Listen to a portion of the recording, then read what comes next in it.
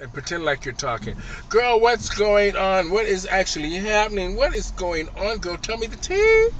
Girl, there's a lot. How are the men treating you? Oh, fabulous. Girl, I heard you was in Fort Perry up there, and I heard you had you were working the clients down. What happened, girl? I heard you were doing the dominatrix thing. Girl, I have to give you a joke about one of those.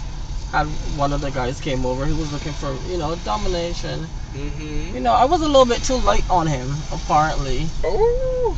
This guy take back up the money and, he's like, Mm-hmm. you're not doing your job right. So I'm Oh. like, how No. dare you not talk about it? And so he take back up the money. He's going to the door. I grab his ass, Oh. pull him back in. This guy threw the money on the ground and started saying, oh, that's what I'm talking about. Oh. And after slapping him around a couple of times, yeah, it was kind of crazy. Girl, sometimes these boys have to be put in their place, girl. Yep. Spank that ass, spank that ass.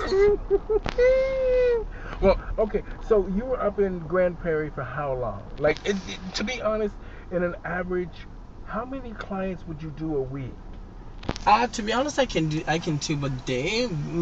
Most likely 3 to 4 clients daily would be the average. On a bad days, maybe 2. Bad. But yeah, most likely 3 to 4 clients. Sometimes the maximum you get is maybe 7, which you're really done after. You know you're gonna take some sleep. So, how many clients would have very different demands from you? Like, what's the strangest requests you've had from your clients? Like, what, like the nasty? Give us the nasty. Well, this is gonna sound weird.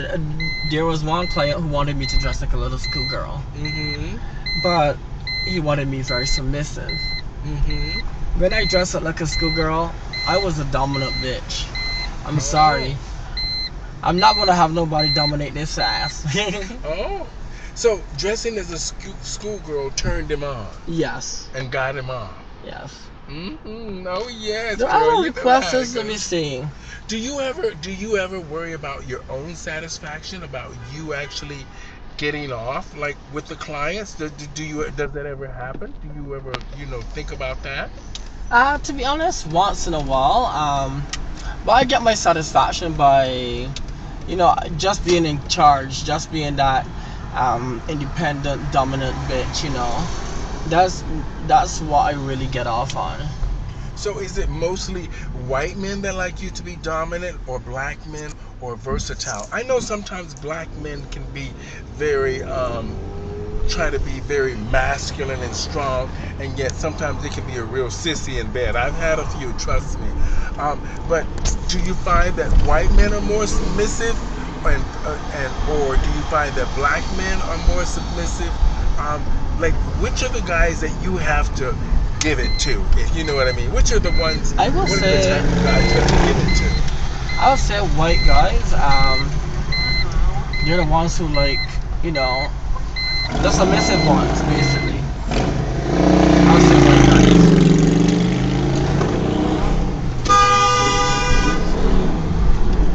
Is it the seatbelt that's the problem? Yep, It's it's the a seatbelt. seatbelt. Adam, put your seatbelt on. Okay. I think But that's why it's beeping. I could say the white guys are Mhm. the most ones to be submissive. Black guys are too controlling. Okay. So now when you think of terms of um, bottoms and tops, meaning in the gay life, that means if you're top, you sometimes are more of the dominant one, and bottoms are more of they play more. It's more the female role. Now, which one do you enjoy the most, or um, which ones is it that the clients ask for you the most? What kind of sex do the clients ask from you? To be honest, most likely to be the top, because in this world, women is like the most submissive thing. Mm-hmm. And most of the guys are like, bosses, supervisors, they're the ones who speak. So a guy likes a girl who knows what she wants, know how to speak, and to be the own, boss lady, to say that much. So I want to say I definitely enjoy being a boss lady. You Okay. know, um, Being trans, and I still have that controlling part of me. So they're mostly asked to play the top part, um, which I do love. I can't take too much. I'm not too good at being a bottom. Okay. But I'm not going to let my 9 inches waste, Oh. to say that much. Come on. Now, when you think about the terms of the sexual positions that your clients are looking for you to perform for them, what is it that you enjoy the most, and um, what is it that you actually mentally, what are you getting from this? What is it that you enjoy the most with your clients? Is it the socializing? Is it the sex? Is it the release? What is it that Sweet Pea is actually getting from the encounter? To be honest, I love the connection. I'm a fan of the connection. Once I connect with somebody, the sex is twice as awesome. Mm-hmm. Um, to say that much. What else I could say? I enjoy the sex. I love being a top. Um, there's some clients that are too picky, and in terms of saying that, you always gotta work with good connection. If you're not working with good connection, you're not working with anything. Um, Getting to know other people's life and lifespans is pretty amazing, to be honest to you. Like what they work doing, what they like, and the kind of kinky stuff, the kinky side of them. I love to get to know all of that. Um, Even for them to get to know me, as who I am. You know, Come on, the girl joke says like I'm trans and I'm tricking this guy. He thinks I'm a girl. They like to hear that stuff. It's pretty much amazing for me. Now, what is it like how's the money issue? Like how much is the most money you've ever made from we would say if we were alone and just chit chatting ourselves, but I'm gonna say it out, turning tricks. How much is the most money you have made turning tricks? To be honest, I will say I went into history when we had um, this little girl website where we'll say who makes the most money. In 2014, I went into a little bit history in terms of saying that I have made just about $8,000 in 4 days, and in 6 days I was on $12,000, where I did find out that I needed some rest. Mm-hmm. So I would say $12,000 in 6 days. That would be the most I ever made, basically. Okay. Now that we've talked about that, now the dangers of escorting, mainly when you're on the road, what were you most worried about traveling on the road? What was the most concerning thing for you? The three things I can say will be, the number one, I'm not in well, basically sometimes I'm not in Ontario. I know I'm in Canada, which is safe, but sometimes you may have a health issue, and that would be one, because you're in a hotel by yourself. You can never tell when you may have a stroke, something happen. That will be a scare for me, because um, you're still by yourself in a hotel room where no one is going to check on you. For me, as girls, we always try to call one another, to make sure everything is good. My second concern, sometimes you don't know the people you're dealing with, and you could be dealing with a thief, a murderer, somebody psychotic, even to the point that somebody might come over. You don't know if you could get robbed. You know, you don't know what's the dangers and who you're meeting. That's be my second concern. Have you ever had any of these issues? Any of those issues? Before I said, I think my mission is the number top 3, which sometimes you don't always satisfy each customer, or sometimes customers most of them when they release, they start having that, you know, uncertain bipolar bullshit. So in terms of saying that, there have been times that, which I never been robbed. I never really had. I did have one issue before, where was in a hotel and I had an anxiety attack, where, you know, my heart's kind of racing, you know, and I just rushed to open the door and stuff, catch some fresh air. But that happened once. I never got robbed. And the third one, when it comes to satisfying customers or, you know, butting up on the wrong one, there have been a time where I can say it twice. There was a time I was in Windsor basically, and I had a customer. You know, he told me he only had $120. You know, he's under the budget. He want to know he's just gonna spend half an hour. He's gonna respect me, and he's gonna make sure he enjoy myself. When the guy came over, he had $80, and in terms that he didn't even say, because for me, I believe there's a way doing certain things and saying certain things. He just give me the $80 and he starts stripping. And I'm like, hold on, this thing, like, we agree on the price, darling. I know you didn't have my 2 bills, and I respect that. You're very honest. But at the end of the day, this is still short. It's the coinage. You know, so this guy got a little bit head over heels, snatched back up the money, you know, told me fuck off. And he actually even pulled up my charger because I was charging his phone. I jumped on his back. I'm like, you know, the fuck, this is your fault. You could just give me the $80 and said, this is all I have now at the moment. And it caused a fight. This guy actually, you know, threw me one side, and I'm like, bitch, you know who I am? I have a pair of balls between my legs, so I'm gonna fight you. So we were timely going out through the door, and as soon as I get out, the guys from New York City, basically, you have to be 21 to drink in the States. So they came over here to drink in Windsor, and as soon as we got out, the raffle went on. And one of the big guys, he looks like he's on steroids. He's huge. And he's like, he saw the fight, and he's like, what happened, miss? What happened? And I'm like, this guy took my money. So as soon as I said that, this big ass boy grabbed this bitch up and threw him on the wall. He's like, look at her. Why you gonna rob her? And I'm like, yes, I don't even know why you will rob me. You know, you take the money. And this big guy threw one punch in his face. Oh, wow. And I'm like, oh my God. So then he's like, look at her, she's pretty. Why would you rob her? Like, the fuck, look at her.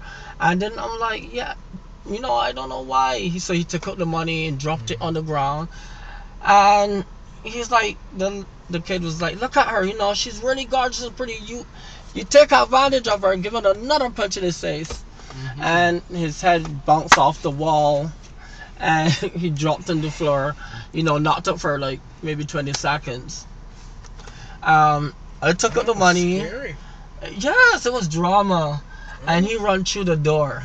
This was the tea. Now, the people that was partying there, like a bunch of 19-year-olds and 20-year-olds, I think there was like 6 of them, but they didn't know I was trans. So the manager came out, you know, that time my key was locked inside the room, so I couldn't get back in my room. And he's like, you know, I'm gonna get your key, you're gonna give me your ID to make sure this is you. And I'm like, okay, no problem. So by the time I got in the room, the guys find out that I'm T, I'm trans. So I have one of the guys calling my phone. They're like, I didn't know you're trans. And I'm like, thank you for picking up for me though.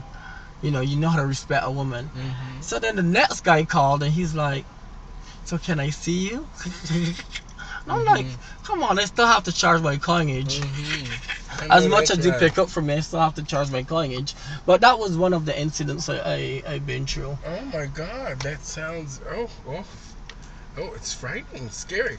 But at the end of the day, somebody stood up for you. Yes. So, on that note, now in the business, how long do you plan on being in this business, or are you still in this business now? Yes, I'm still in the business. My plans was to stop the business since last year, but how to put it, my money plans wasn't on track, and back page have been taken down. So at the moment, I'm planning to go on for maybe another year, another 2 years, until I own my own business. Most likely, so I can have like a little coins coming, like a little 150 a day coming in from my own investment or own business. However, I don't think I will stop escorting still. Okay. The man with the right dollar, I still shake my titties for him. Oh, okay. So you mean, you because the money is so good, you don't want to stop? Yeah, to be honest, even though the money is good, it don't always be that well, because some people will compare. You make good money, not all the time. And one lesson to be learned: fast money goes just as fast. It have a curse on it. So as much as the life is fast, the money doesn't last too long. Well, you have to put the money towards something good uses. That's what I'm trying to do this year. So at the end of the day, what do you want? What should people know about Sweet Pea? To be honest, I will say I'm very inspiring. I'm a million things. I'm nice. I take time for myself, but at the end of the day, Sweet Pea is still, a person that does what she wants to do in terms of fashion, looks, even, being business wise. I enjoy my every minute of my life, and I look up for respect, and I expect those who are looking at this and who are viewing this, millions of people, to respect themselves. There are people out here that will strip your value very fast. And they don't show, like, even if they're escort, if you're, your time is precious. It takes a lot of energy. Don't let anybody drain your energy. Always recharge for yourself. That's my best advice, and that's what I'm looking to do at the moment. Recharge myself, make my own business. So because this escorting thing is, for me, in my heart, it's not going to last too long. There are people that coming out. There are girls that desperate for money, and they do anything for less of what they're really worth. And I'm not downgrading them or looking at them in any form of fact, but down the line, men are going to devalue the cost of it, because I know even female escorts who guys take them to dinners, pay them for their time. They're not expecting that much. But then me as a trans, guys want to know from the get-go, what are we going to do? How is this going to play?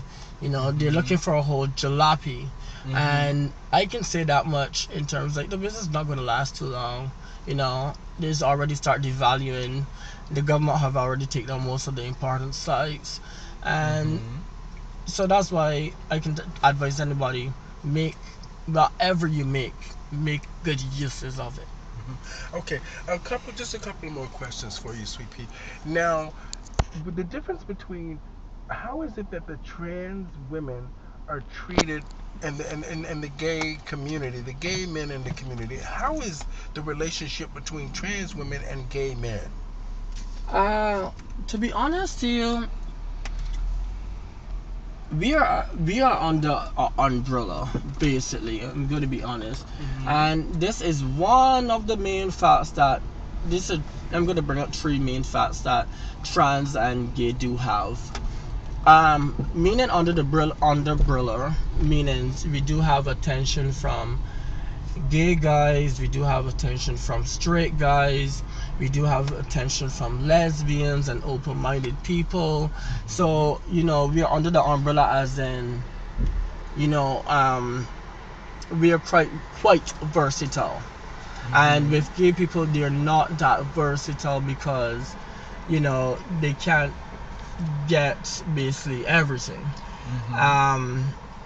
Especially guys that who attracted to women, will see a trans as a woman, and even gay people won't really realize that. Sorry. So they think of you, gay men would think of you as a drag queen or a cross dresser. Yes. Okay. So that's one of the issues. I would say the second issue will be like, because most girls are escorts. So I would say that was one of the issues, because there's a big discrimination. I'm going to be honest, a big discrimination when it comes to trans and escorts, basically. So